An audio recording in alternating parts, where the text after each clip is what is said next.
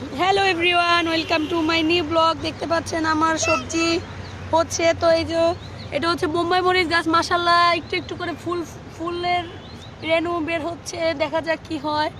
এটা হচ্ছে আমার বোম্বাই মরিচ গাছ, আর এটা হচ্ছে দেশি মরিচ গাছ। দেখেন মাশাল্লাহ মাশাল্লাহ মরিচ কিন্তু ধরেছে, একটা গাছে 6-7টা মরিচ ধরেছে। তার একটু বাড়তি হবে, তারপর পারবো।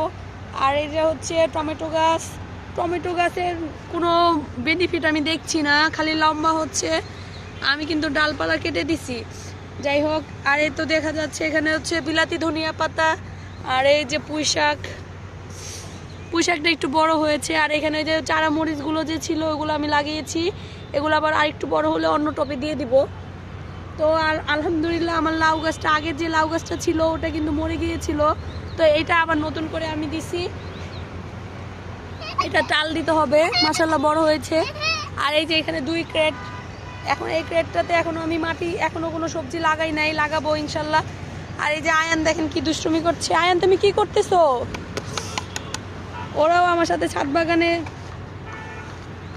ছাদের কাজ করতে আসছে। তো এই যে আমার বেগুন গাছটা, পুঁই শাক, তো সবাই আমার ছাদ বাগানের জন্য দোয়া করবেন। তো আজকে কিছু টপে মাটি রেখেছি, আর এখানে এই যে সবজিগুলো পচাচ্ছি, এগুলো বিকালবেলা দিব। এখন যেহেতু রোদ, এখন আমি চাচ্ছি না পানি দিতে, পানি দিলে গাছগুলো মরে যেতে পারে, কারণ মাটি এখন গরম। যখন মাটিটা একটু ঠান্ডা হবে তখন আমি পানি দিব।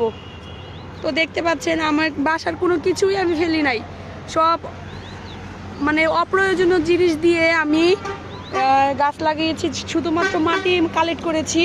আমি কিন্তু এখান থেকে একটা টপও কিনি নাই, যা আমার বাসায় ছিল ওইগুলোই। যাদের ছাদ বাগান করার ইচ্ছা আছে, ভাবতেছেন যে টপ লাগবে, এটা লাগবে, সেটা লাগবে, আপনার বাসার আশেপাশে তাকালেই দেখতে পারবেন অনেক অনেক কিছু আছে। এই যেমন আমার এই যে পুরানো বালতি, তারপরে এই গ্যালাইন, এগুলো কেটে কেটে আমি এই গাছ লাগিয়েছি। তো আসলে ইচ্ছা শক্তি থাকতে হবে, ইচ্ছা থাকলেই ইচ্ছা পূরণ করা যাবে। তো সবাই ভালো থাকবেন, আমার জন্য দোয়া করবেন, আমার ফেসবুক পেজে লাইক, কমেন্ট অ্যান্ড শেয়ার করবেন, আর ইউটিউবে যে একটা সাবস্ক্রাইব করে দিবেন। সবাই ভালো থাকবেন, সুস্থ থাকবেন। আল্লাহ হাফিজ।